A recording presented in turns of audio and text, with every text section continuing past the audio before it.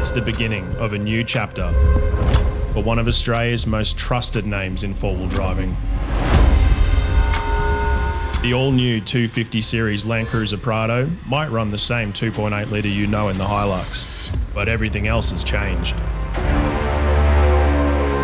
At Just Autos, we've built what it needs to become something more.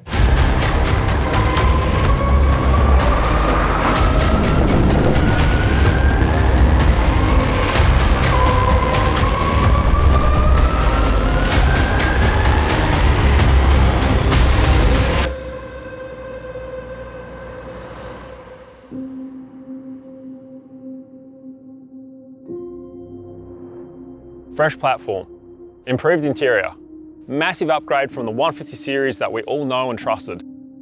Proven 2.8 GD engine in the 2.8 litre diesel, however it is sluggish, and this is where we come in with our Just Auto Stage 1 package.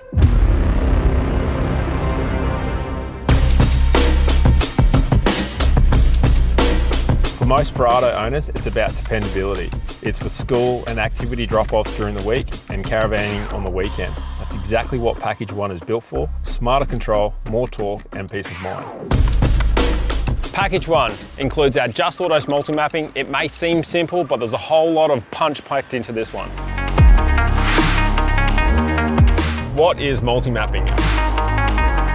In the 250 Series Prado, we have multi-mapping, and a lot of people ask us, what is it? What does it do? How is it different to a single tune? Well, with a single tune, you can only have that particular power output and that sort of pedal slope and all the bits and pieces to do with that tune in one file. There's no way to change that.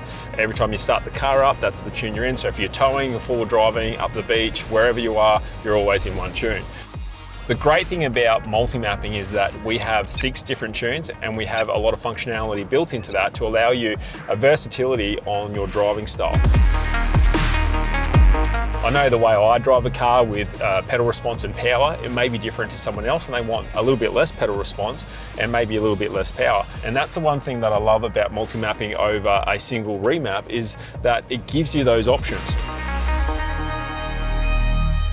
There are 6 maps in our Just Autos multi-mapping, 0 to 5. And what 0 represents is our immobiliser. So you can see on the dash, tacho will represent what map you're in. When you're selecting the cruise control button, you can go into immobiliser. And what immobiliser does is, therefore, if someone tries to start your car, even if they had your keys, unless they knew the sequence to get it out of the immobiliser, the car will not start. So it's something that's really great if you are worried about your car leaving in a certain area overnight and you're concerned about those things. Just rest assured that that's an extra level of safety that you can have in there for the immobiliser. All right, so moving on to map 1. So map 1 is an idle up function. Now, this function is what I tend to use a little bit. I'm a little bit of a tight ass when I go camping. I only use one battery. I don't have a dual battery. So I run my fridge off my start battery, which is probably not the right thing to do. But I know when I start the car up in the morning, I can have the car idling at, say, 1500 RPM, and within a few minutes, I can get that battery back up to, charge that's gonna hold us out for the rest of the day. So it also helps if you're winching and you need that extra amperage of your alternator, but that was, map 1 was designed around that.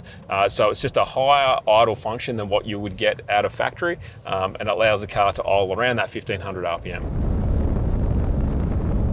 Map 2. So map 2 is what we call stock. And the reason that we have this map in place is that it's a really good map to be able to switch the car into, to give you the understanding of where you've come to. So many people go, hey, my car's lost power, and you feel like the car's not responding like it used to. It's really good to be able to put into that map and then drive the car and realize, just how slow the car once was. But the other good thing is, if you're leaving your car with someone and you're worried about the power that you're giving them, you can leave it on that map and they're going to be driving around that car as if it was stock power. It's also a great option if you're a learner driver and you're really just starting to learn off how to drive. Having that power that's not as responsive will make it a little bit easier to start learning. Map 3 is our towing map. And something that's really important to understand here is that this map is all based around towing under extreme heavy loads and hot conditions. When you're towing in these conditions, you need to be very mindful of the temperatures that are increasing overall, and that's something that we have done in this particular map. Well, map 4 has maximum power. And I love this map because for me personally driving, I love power and it feels really good to drive on this map. We've got maximum torque and power overall, but it's still a safe tune to drive in. Now, the good thing about this particular map is that it's the maximum output that the engine is safely able to do.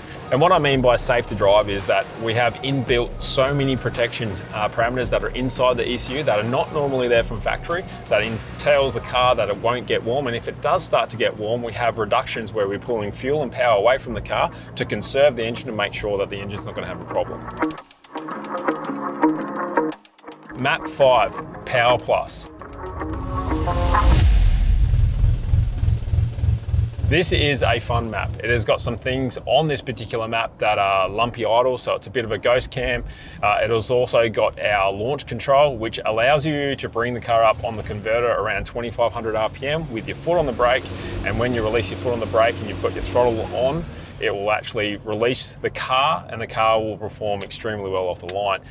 Launch control is a really fun little function to have, especially if you're trying to get off the lights really, really quickly. It's something that works considerably well. Special functions. So this is something that I hold very close to my heart because it's a lot of hours have gone into building special functions for these cars. Some of the special functions include our own boost control strategy. So where we've actually changed and made our own boost control strategy for a more reliable, more consistent boost control in these vehicles. The other thing we've added is protection, which is things like EGT, engine coolant temp, intake temps, RPM. There's a whole range of engine protection that we've added in there.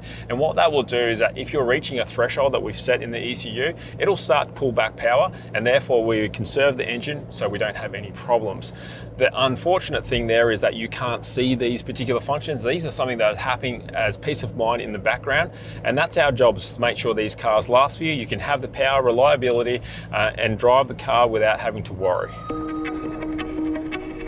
Throttle control. Well, this is something that we thought that was a unique way to add an enhanced drivability into a car. We knew a lot of people were buying throttle controllers, and that way they could adjust how the car felt on their pedal.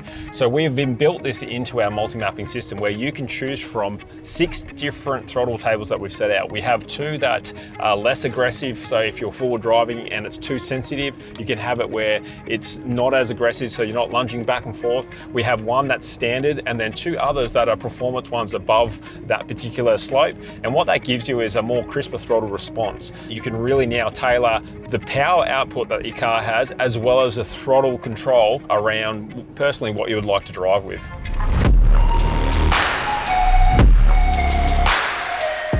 If you're ready to make your 250 Series Prado smarter, better, and safer to drive, Package 1 is the first best step that you can do.